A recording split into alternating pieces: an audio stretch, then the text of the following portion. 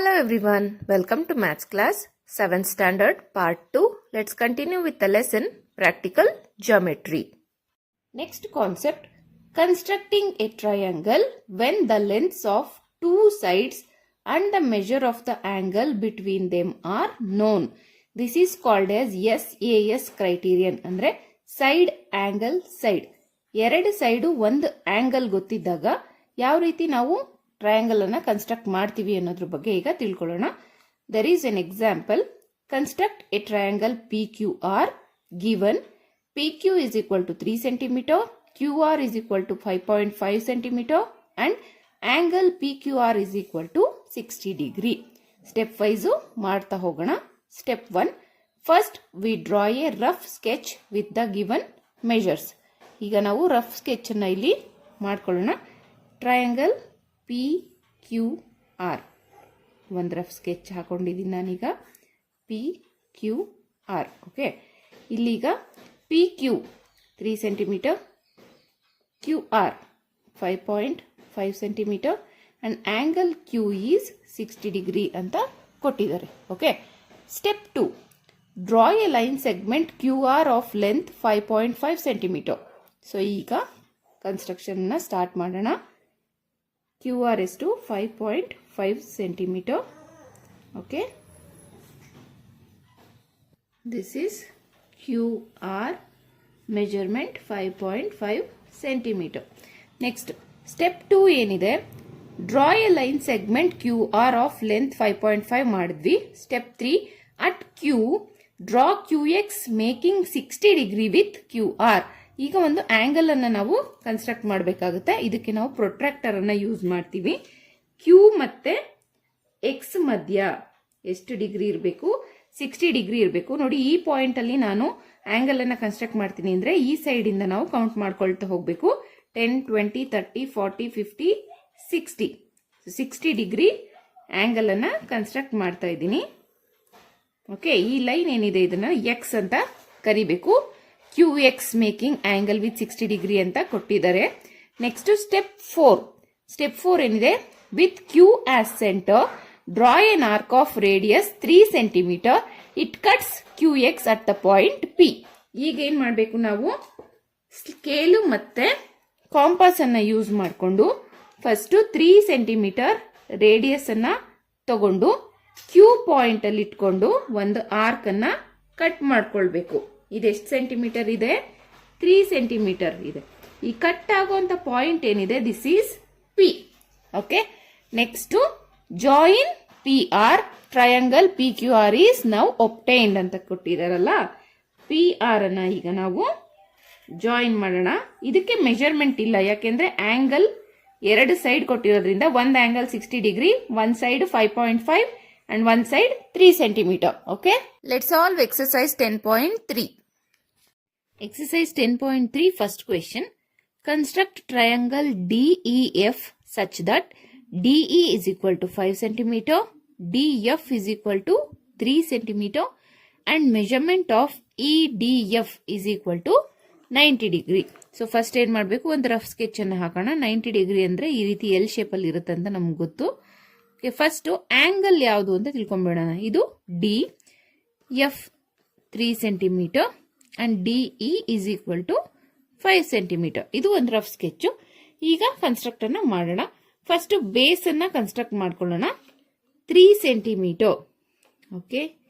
ಇಲ್ಲಿಂದ 3 ಸೆಂಟಿಮೀಟರ್ ಒಂದು line segment ಅನ್ನು ನಾವು ಹಾಕೊಳ್ಳೋಣ. This is DF 3 centimetre. Okay. Next ಏನ್ ಮಾಡಬೇಕು, ಪ್ರೊಟ್ರಾಕ್ಟರ್ ಅನ್ನ ತಗೊಂಡು 90 ಡಿಗ್ರಿ ಆಂಗಲ್ ಅನ್ನ ನಾವಿಲ್ಲಿ ಕನ್ಸ್ಟ್ರಕ್ಟ್ ಮಾಡ್ಕೊಳ್ಬೇಕು. 90 ಡಿಗ್ರಿ. ಓಕೆ. ನೀವು ಯಾವ ಕಡೆಯಿಂದ ಎಣಿಸಿದ್ರು 90 ಡಿಗ್ರಿ ಸೆಂಟರಿಗೆ ಬರುತ್ತೆ.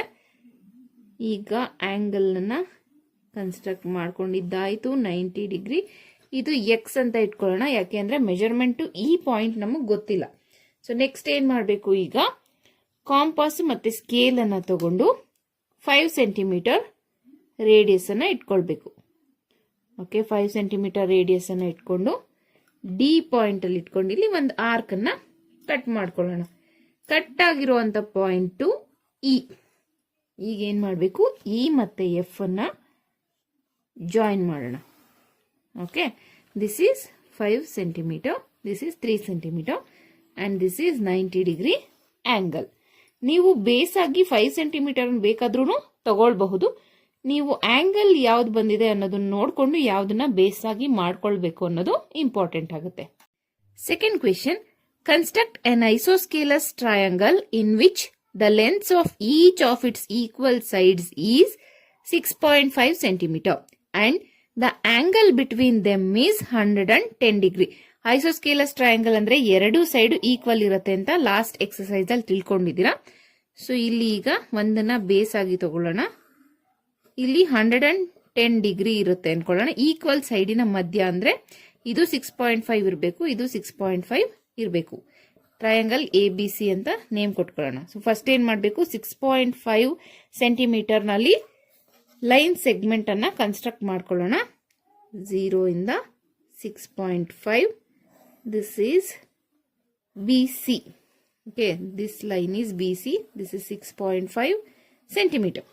ನೆಕ್ಸ್ಟ್ ಏನ್ ಮಾಡಬೇಕು, ಪ್ರೊಟ್ರಾಕ್ಟರ್ ಅನ್ನ ತಗೊಂಡು 110 ಡಿಗ್ರಿ ಆಂಗಲ್ ಅನ್ನ ಮೆಜರ್ ಮಾಡ್ಕೊಳ್ಬೇಕು. ನೋಡಿ, ಇಲ್ಲಿ 90 ಇದೆ, 100, 110 ಡಿಗ್ರಿ.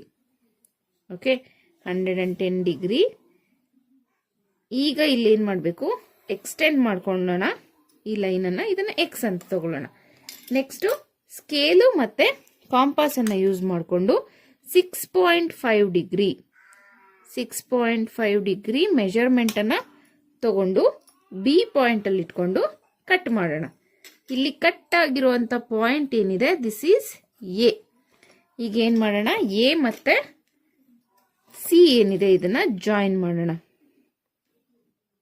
ಓಕೆ, ಎ ಮತ್ತೆ ಸಿ ನ ಜಾಯಿನ್ ಮಾಡಿದ್ದಾಯ್ತು. ಇದು 6.5 centimetre and angle is 110 degree. Question number 3, construct triangle ABC with BC is equal to 7.5 centimeter, AC is equal to 5 centimeter and angle C is equal to 60 degree. ನೀವಿಲ್ಲಿ BC ನಾದ್ರೂ base ಆಗಿ ತಗೊಳ್ಳಿ, AC ನಾದ್ರೂ base ಆಗಿ ತಗೊಳ್ಳಿ. C angle ಅಲ್ಲಿ 60 degree ಇರಬೇಕು. ಓಕೆನಾ? So ಈಗ ನಾವೇನ್ ಮಾಡೋಣ, ಟ್ರಯಾಂಗಲ್ ABC ಅನ್ನ ಒಂದು ರಫ್ ಸ್ಕೆಚ್ ಅನ್ನ ಹಾಕೊಳ್ಳೋಣ. ಟ್ರಯಾಂಗಲ್ ABC, ಇಲ್ಲಿ BC ಬೇಸ್ ಆಗಿ ಬಂತಲ್ವಾ 7.5 ಸೆಂಟಿಮೀಟರ್. ಸಿ ಎಲ್ಲಿದೆ, 60 ಡಿಗ್ರಿ ಇಲ್ಲಿ ಬರಬೇಕು. ನೆಕ್ಸ್ಟ್ AC 5 ಸೆಂಟಿಮೀಟರ್ ಇರಬೇಕು. ನೆಕ್ಸ್ಟ್ ಇವಾಗ ಏನ್ ಮಾಡೋಣ, ಕನ್ಸ್ಟ್ರಕ್ಷನ್ ಅನ್ನ ಸ್ಟಾರ್ಟ್ ಮಾಡೋಣ. 7.5 ಸೆಂಟಿಮೀಟರ್ ಲೈನ್ ಅನ್ನ ಎಳ್ಕೊಳ್ಳೋಣ. Line segment that is 7.5 BC ಆಯ್ತು. ಸಿ ಪಾಯಿಂಟ್ ಅಲ್ಲಿ ಆಂಗಲ್ ಬರಬೇಕು ಅಂದ್ರೆ ನಾವು ಸಿ ಪಾಯಿಂಟ್ ಅಲ್ಲಿ ಇಟ್ಕೋಬೇಕು ಪ್ರೊಟ್ರಾಕ್ಟರ್ ನ. ಈಗ ಈ ಸೈಡ್ ಇಂದ ನಾವು ಕೌಂಟ್ ಮಾಡ್ಕೊಳ್ಬೇಕಾಗುತ್ತೆ. 10, 20, 30, 40, 50, 60. ನೋಡಿ 60 ಇಲ್ಲಿ ಬರುತ್ತೆ ಈ ಪಾಯಿಂಟ್ ಅಲ್ಲಿ. ಈಗ ಜಾಯಿನ್ ಮಾಡ್ಕೊಳ್ಳೋಣ.